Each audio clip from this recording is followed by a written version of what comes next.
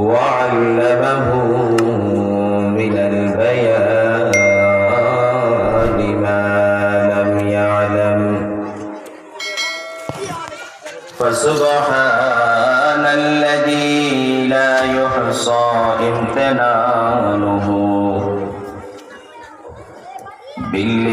باللسان ولا بالقلم ونشهد أن لا إله إلا الله وحده لا شريك له ونشهد أن سيدنا وسندنا وحبيبنا وطبيبنا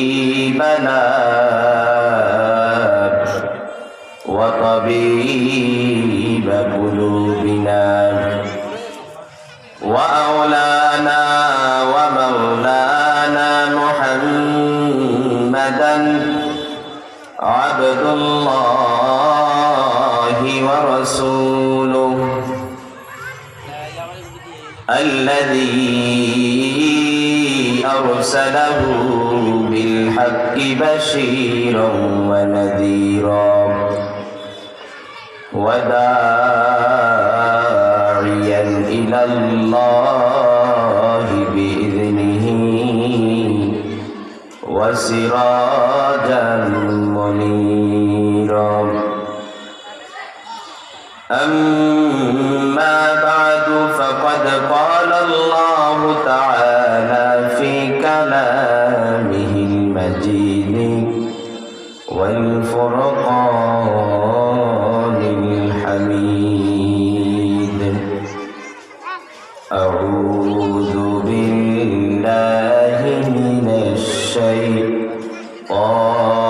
الشيطان الرجيم بسم الله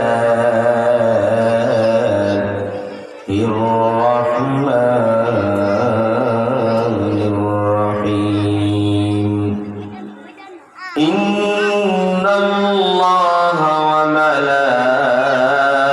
وملائكته يصلون على النبي يا أيها الذين آمنوا صلوا عليه وسلموا تسليما اللهم صل على سيدنا مولانا محمد وعلى آل سيدنا مولانا محمد বারে বারে ভাবি একা বসে নিরালয় রে পাখি হলে উড়ে যেতাম সোনার মদিনায় রে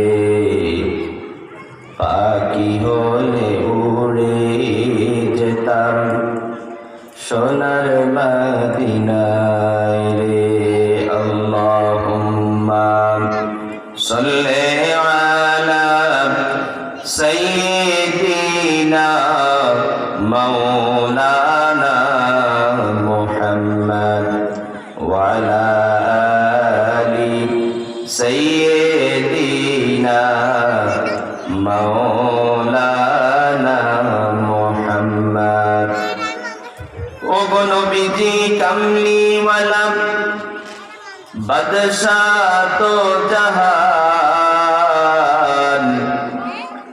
আমি পাঠালাম তোমার চরণে হাজারো সালাম আল্লাহুম্মা সাল্লি আলা সাইয়্যিদিনা মাওলানা মুহাম্মদ وعلى آل سيدنا مولانا محمد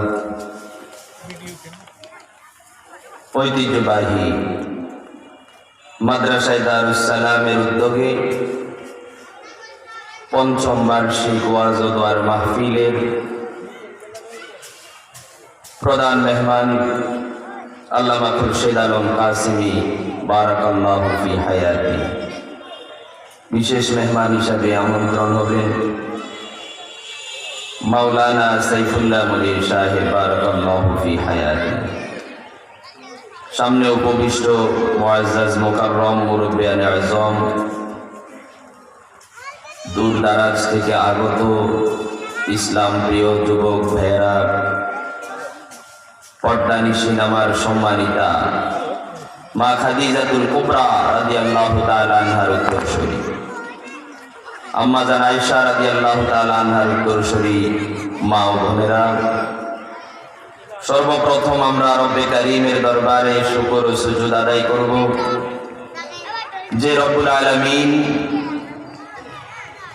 আজ একটি নামাজের পর সামনে একটি নামাজকে সামনে নিয়ে একটি বরকতময় মজলিস, কোরআনের মজলিস, জান্নাতের বাগান, এই প্যান্ডেলের নিচে আসার বসার সুবর্ণ সুযোগ করে দিয়েছেন। এই জন্য আমরা সকলে যেখানে আছে আল্লাহর শুকরিয়া আদায় করে বলছি আলহামদুলিল্লাহ। আমরা প্রশংসা করেছি আল্লাহ, লাভ হয়েছে কার? আমাদের। প্রশংসা যদি আল্লাহর করা হয় তাহলে লাভ হয় মানুষের।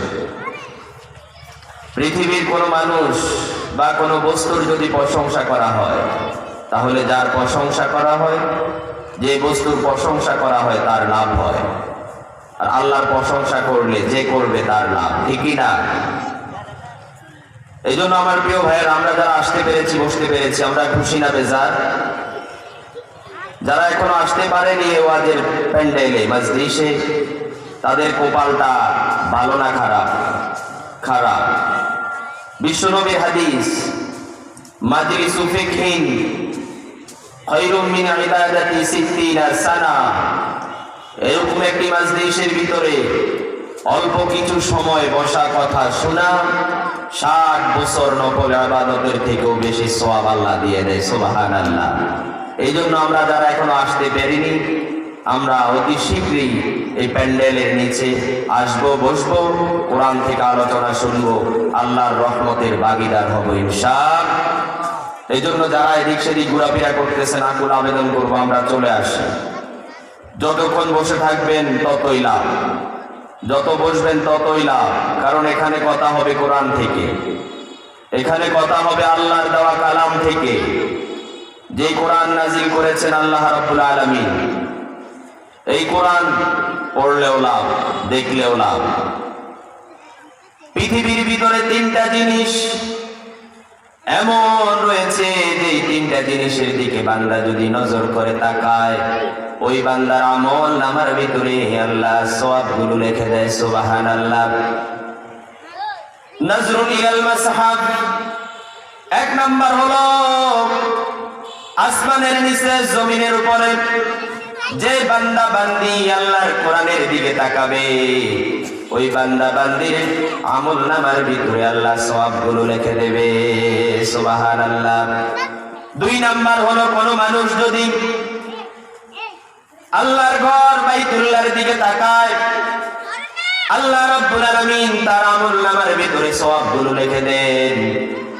কোন মানুষ যদি নেক নজরে তার মায়ের দিকে তাকায়, আল্লাহর নবী বলেন তার আমল নামার ভিতরে আল্লাহ রাব্বুল আলামিন এক কবুল হজের সওয়াব দিয়ে দেয়। সুবহানাল্লাহ। এই জন্য আমার প্রিয় ভাইরা, যে কোরআনের তাফসীর হবে, যেই কোরআনের আলোচনা হবে, এই কোরআন পড়লেও লাভ, এই কোরআনের দিকে তাকালেও লাভ, আছে না নাই? এই কোরআন বুঝে পড়লেও সওয়াব দেয় আল্লাহ, এই কোরআন না বুঝে পড়লেও সওয়াব দেয় কে? এই কোরআন আল্লাহ নাজিল করলেন, এমন এক কোরআন নাজিল করে দিয়েছেন পৃথিবী মানুষের হেদায়াতের জন্য যে কিতাব নাজিল করেছেন, এই কিতাবের শুরুতে আল্লাহ নিজের প্রশংসা করেছেন। এই জন্য কোরআনুল কারীমের প্রথম পেজটা যখন খুলবেন দেখবেন আল্লাহ নিজের প্রশংসা নিজেই করেছেন। আলহামদুলিল্লাহি রাব্বিল আলামিন আর রাহমানির রহিম মালিকি ইয়াউমিদ্দিন ইয়্যাকা না'বুদু ওয়া ইয়্যাকা নাস্তাঈন ইহদিনাস সিরাতাল মুস্তাকিম। পৃথিবীর কোন লেখক এমন পাওয়া যায় না যে লেখক লেখার পরে তার বইয়ের প্রথমেই তার প্রশংসা করবে, এমন কোন লেখক পৃথিবীর ভিতরে পাওয়া যায় না। আল্লাহ রাব্বুল আলামিন এমন এক কিতাব আমাদেরকে দিয়ে দিয়েছেন, যেই কিতাবের প্রথম পেজ খুললেই তিনি নিজের প্রশংসা নিজে করে দিয়েছেন। সুবহানাল্লাহ। এমন এক কিতাব দিয়েছেন, ও মানুষ, তোমাদের হেদায়েতের জন্য, তোমাদের জান্নাতে যাওয়ার জন্য এমন এক কিতাব আল্লাহ নাজিল করে দিলেন, যেই কিতাব নাজিল করে আল্লাহ চ্যালেঞ্জ করে প্রথমেই শোনালেন আলিফ লাম মিম যালিকাল কিতাবু লা রাইবা ফীহি হুদাল লিল মুত্তাকিন। আল্লাহ ঘোষণা করে জানালেন, ও জমিনের মানুষেরা শোনো, ও পৃথিবীর মানুষেরা শোনো, আমি তোমাদের জন্য এমন এক গাইডলাইন দিয়ে দিয়েছি, এমন এক আসমান থেকে কিতাব নাজিল করে দিয়েছি, যেই কিতাবের ভিতরে বিন্দু পরিমাণ সন্দেহের কোনো অবকাশ নেই। সুবহানাল্লাহ। এমন এক কিতাব আমরা পেয়ে খুশি না বেজার? এমন এক কিতাব আমরা পেয়েছি, যেই কিতাবের ভিতরে বিন্দু পরিমাণ কোনো ভুল। 1400 বছর 1500 বছর চলে গেছে, আজও পর্যন্ত একটা লাইনের কেউ ভুল বাইর করতে পারেনি, ঠিক কিনা? একটা নকতার এদিক সেদিক হয়নি। আজও পর্যন্ত যেমনি আল্লাহ নাজিল করেছেন আজও পর্যন্ত তেমন আছে, ঠিক কিনা? এবং কিয়ামত পর্যন্ত থাকবে, ঠিক কিনা? যে কোরআনের ভুল খুঁজতে আসবে আল্লাহ তার জীবনের ভুলগুলো ধরিয়ে দিবে। সুবহানাল্লাহ। এই জন্য আমার প্রিয় ভাইয়েরা, এই কোরআন আছে যেখানে আমরা আছি, কোরআন আছে যেখানে শান্তি আছে, সেখানে সব কিছু দেখলেন, এবার কোরআন দেখেন। সবার পিছনে তো ঘুরলেন, এবার কোরআনের পিছনে আসেন, শান্তি দিবে কে? এই কোরআন যদি আপনার জীবনের ভিতরে আনতে পারেন, আল্লাহ কিতাবটা নাযিল করলেন, একজন মানুষ জন্ম থেকে নিয়ে মৃত্যু পর্যন্ত কিভাবে পরিচালনা করবে তার জীবনটাকে, তার সমাজটাকে, তার এলাকাটাকে, তার রাষ্ট্রটাকে, তার পরিবারটাকে, সব কিছু দিয়ে দিয়েছে কোরআনের ভিতরে, ঠিক কিনা? আল কোরআনুল কারীম জীবনের সব কিছু সমাধান পাওয়া যায়, ঠিক কিনা? পৃথিবীর মানুষ আজও যেগুলো বিজ্ঞান যেগুলো আবিষ্কার করতে পারেনি, কোরআন 1400 বছর আগে তা আবিষ্কার করে দেখিয়ে দিয়েছেন, ঠিক কিনা? যে চমৎকার! কিছুদিন আগে, কিছু বছর হলো মাত্র, ফিঙ্গারপ্রিন্ট বের হয়েছে। কি বের হয়েছে? ফিঙ্গারপ্রিন্ট বের করেছে, বিজ্ঞান আবিষ্কার করেছে। পৃথিবীর মানুষ একজনের ফিঙ্গারপ্রিন্ট আরেকজনের সাথে মিলে না, কিন্তু আসমানি কিতাব কোরআনুল কারীম সূরাতুল কিয়ামার ভিতরে আল্লাহ রাব্বুল আলামিন 1500 বছর আগে ফিঙ্গারপ্রিন্টের কথা বলে দিয়েছেন। সুবহানাল্লাহি ওয়া বিহামদিহি। এই জন্য আমার প্রিয় ভাইয়েরা, কোরআন আছে যেখানে আমরা আছি, কোরআন আছে যেখানে আমরা আছি, কোরআন আছে যেখানে শান্তি আছে সেখানে। আজকে মানুষ শান্তি খুঁজে অশান্তির ভিতরে তামাম পৃথিবীর মানুষগুলো, ঠিক কিনা? আজকে শান্তি কোথাও নাই। আল্লাহ তো কোরআনটা নাযিল করেছেন, ও বান্দা, তোমার জীবনে শান্তি আনার জন্য তুমি এই কোরআনের দিকে তাকাও, এই কোরআন অনুযায়ী সব কিছু পরিচালনা করো। এই কোরআন যদি তোমার দেহের ভিতরে আনতে পারো, তোমার শরীরে শান্তি নামিয়ে দিবে কে? এই কোরআন যদি তোমার পরিবারের ভিতরে আনতে পারো, তাহলে তোমার পরিবারের ভিতরে শান্তি নামিয়ে দিবে কে? এই কোরআন যদি আপনি সমাজের ভিতরে আনতে পারেন, এই কোরআন দ্বারা যদি সমাজকে পরিচালনা করতে পারেন, তাহলে সমাজের ভিতরে শান্তি নামিয়ে দিবে কে? কে? এই কোরআন দ্বারা যদি কোনো ইউনিয়ন পরিচালনা হয়, সমস্ত ইউনিয়নের মানুষের উপর আল্লাহর রহমত নাজিল হয়ে যাবে, ঠিক কি না? এই কোরআন দ্বারা যদি কোনো রাষ্ট্র পরিচালনা করা হয়, তাহলে ওই রাষ্ট্রের উপরে শান্তি নামিয়ে দিবে কে? এই জন্য কোরআন আছে যেখানে আমরা আছি, কোরআন আছে যেখানে শান্তি আছে। এই জন্য দেখবেন কোরআনের মাজলিসে বসলেই শান্তি লাগে, লাগে না? লাগে না? চা দোকানে বসলে এত শান্তি নাই, আড্ডাখানায় বসলে এত শান্তি নাই। কোরআনের জায়গায় মাদ্রাসার ভিতরে আসলে কি সুন্দর শান্তি পাওয়া যায়। কোরআনের মাজলিস তাফসীর মাহফিলের ময়দানে আসলে শান্তি আছে না নাই? কোরআনের জায়গা মসজিদে ঢুকলেই যেই মানুষটার ঘুম হয় না, যেই মানুষটা ঘুমের জন্য ট্যাবলেট কিনে খায়, ওষুধ খায়, ওই মানুষটা যদি সুন্দর করে ওযু করে আল্লাহর ঘর মসজিদের ভিতরে প্রবেশ করে 1-2 মিনিট বসার পরে আল্লাহর রহমতের ছায়া তলে ঢুকে যায়, ওই মানুষটার চোখের উপরে আস্তে আস্তে ঘুম চলে আসে, ঠিক কি না? কারণ কোরআন আছে যেখানে শান্তি আছে। এই জন্য আসতে হবে কোরআনের দিকে, আসতে হবে কোরআনের পথে, আসতে হবে কোথায়? কোথায়? এই জন্য আমরা মুসলমান কোরআন নিয়ে বাঁচতে চাই, ঠিক কি না?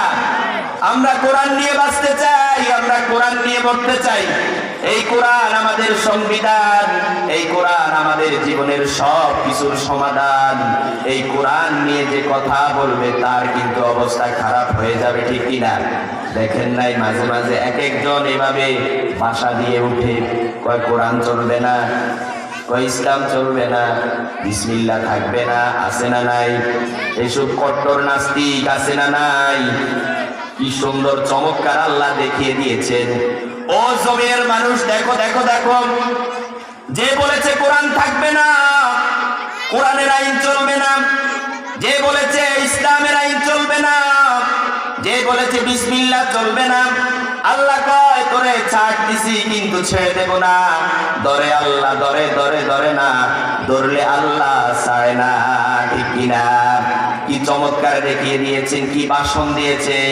এই দেশে কোনো ইসলাম দিয়ে চলবে না, শুনেন নাই আপনারা?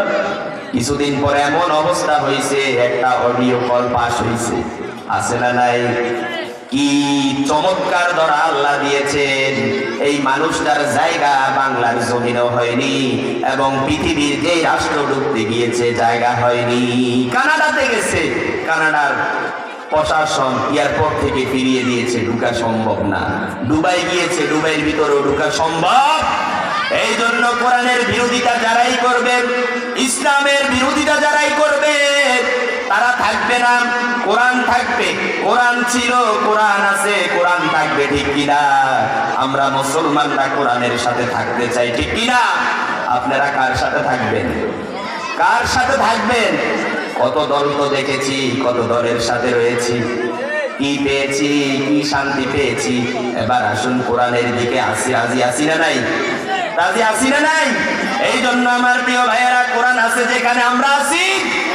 মুসলমান কোরআন নিয়ে বাঁচবে, মুসলমান কোরআন নিয়ে মরবে। এই কোরআনুল কারীম তো আল্লাহ নাযিল করে সূরাতুল ইব্রাহিমের ভিতরে ঘোষণা করলেন, আলিফ লাম মিম রা, কিতাবুন আনজালনাহু ইলাইকা লিতুখরিজান নাসা মিনাজ যুলুমাতি ইলান নূর। আল্লাহু আকবার বলুন। আল্লাহ রাব্বুল আলামিন দুনিয়ার মানুষগুলোরে জানায়া দিলেন, ও দুনিয়ার মানুষেরা শুনে নাও, এই কোরআনটাকে আমি নাযিল করেছি যাতে করে কোরআনটা তোমাদেরকে অন্ধকার থেকে আলোর দিকে নিয়ে আসতে পারে। সুবহানাল্লাহ। কোরআনটা অন্ধকার থেকে কোথায় দিকে নিয়ে যাবে? আলোর দিকে নিয়ে যাবে। এই কোরআনটা একজন মানুষকে গুনাহের কাজ থেকে নেকের কাজের দিকে নিয়ে যাবে, একজন মানুষকে খারাপ কাজ থেকে ভালোর কাজের দিকে নিয়ে যাবে, ঠিক কিনা? এই জন্য আমার প্রিয় ভাইরা, এই কোরআনের তাফসীরে বসার দরকার আছে না নাই? আল্লাহ রাব্বুল আলামিন সারাটা কোরআন শরীফ, পুরা কোরআনুল কারীমটাই আমাদের হেদায়েতের জন্য নাযিল করে দিয়েছেন। সুবহানাল্লাহ। এই কোরআনুল কারীমের ভিতরে কি চমৎকার আল্লাহ শুনালেন। ও দুনিয়ার মুমিনেরা শুনে নাও, তোমরা তো মনে করেছো দুনিয়ার মানুষ বুঝি টাকা বেশি হলে সে সফল হয়ে যায়। আমরা তো মনে করি যার টাকা বেশি সে সফল, সে কামিয়াব। আমরা তো মনে করি যে রাজনীতি করে পদ পেয়েছে, ক্ষমতা পেয়েছে, সেই মনে হয় সফল, ঠিক কিনা? আমরা তো মনে করি ভালো একটা ছাদ পিড়াইয়া বিল্ডিং করতে পারলে মনে হয় সফল, এসি গাড়ির ভিতরে চড়তে পারলে সফল।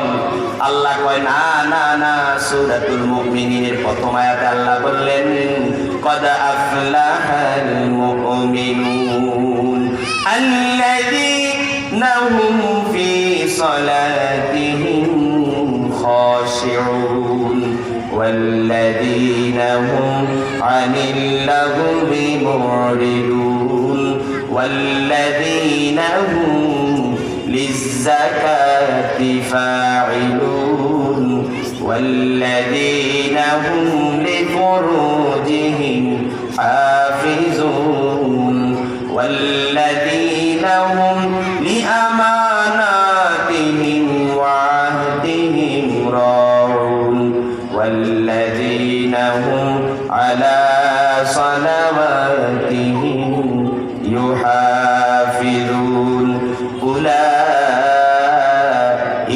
هم الوارثون الذين يرثون الفردوس هم فيها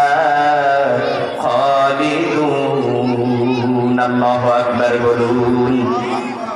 আল্লাহ জানিয়ে দিলেন ও জমিনের মানুষেরা শুনো, তোমরা তো মনে করেছো টাকা বেশি হলেই বুঝি সফল, তোমরা তো মনে করেছো ক্ষমতা পেলেই বুঝি সফল, তোমরা তো মনে করেছো একটি নেতাগিরি দেখালেই মনে হয় সফল, তোমরা তো মনে করেছো ব্যবসায় একটু লাভ বেশি হলে মনে সফল। আল্লাহ বলে না না না, قد أفلح المؤمنون, জমিনের ভিতরে সফল মুমিন হলো তারা, সফল মুমিন তারা যাদের ভিতরে থাকবে 7টা গুণ। কয়টা গুণ? কয়টা? আরো জোরে কয়টা?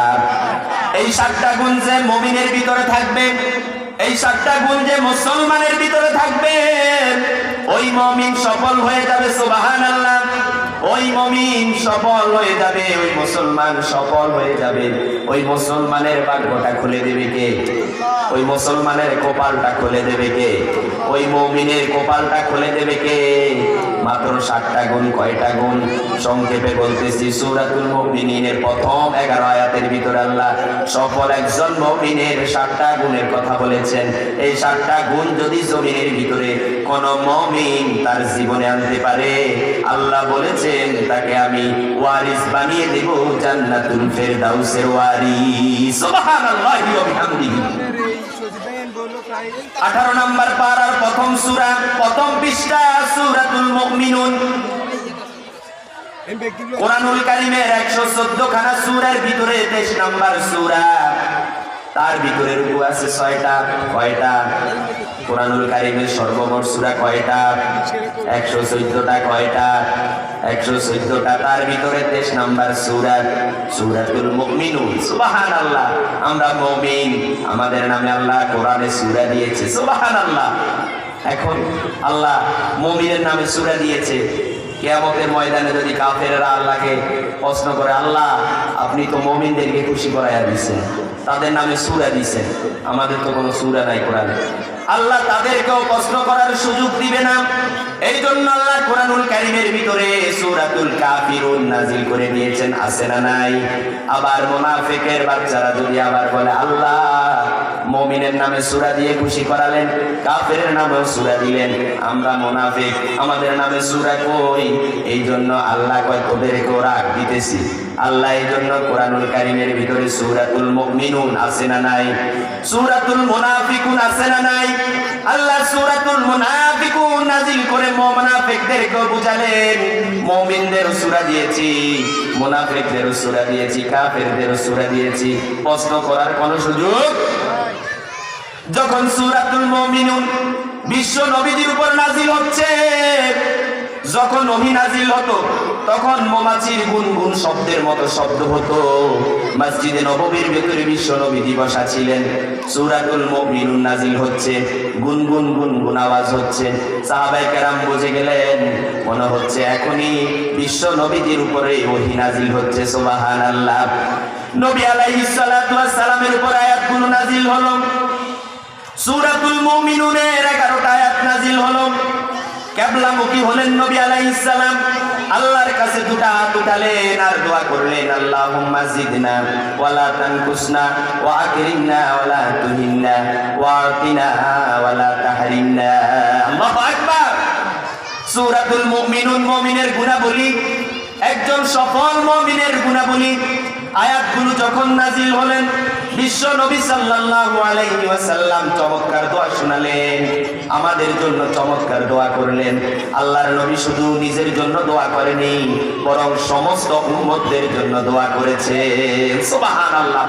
আল্লাহুম্মা জিদনা, ওগো আল্লাহ আমাদেরকে বাড়িয়ে দাও, ওয়ালা তানকুসনা, আমাদেরকে কমিয়ে দিও না, ওয়া আকরিমনা, ও আল্লাহ আমাদেরকে সম্মান দাও, ওয়ালা তুহিন্না, আমাদেরকে অপমান করো না, অসম্মান করো না, ওয়া আতিনা, আল্লাহ আমাদেরকে দান করো, ওয়ালা তাহরিমনা, আমাদেরকে বঞ্চিত করো না। সাহাবায়ে কেরামকে বললেন, ও সাহাবীরা, এই মাত্র যে ওহীটা নাজিল হলো, এই ওহীটা আল্লাহ পাক মুমিনদের গুণাবলীর কথা বলে দিয়েছেন। সুবহানাল্লাহ।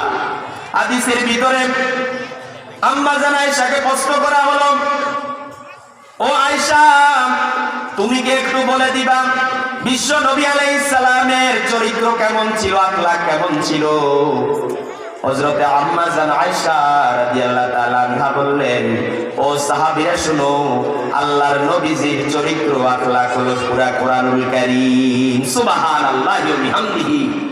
কোরআনের পৃষ্ঠার ভিতরে লেখা আছে কোরআন, আর প্র্যাকটিক্যালি কোরআন আমার নবী সাল্লাল্লাহু আলাইহি ওয়াসাল্লাম প্র্যাকটিক্যাল তামাম কোরআন উম্মতদেরকে 63 বছরের জীবনের ভিতরে দেখিয়ে দিয়েছেন। সুবহানাল্লাহ।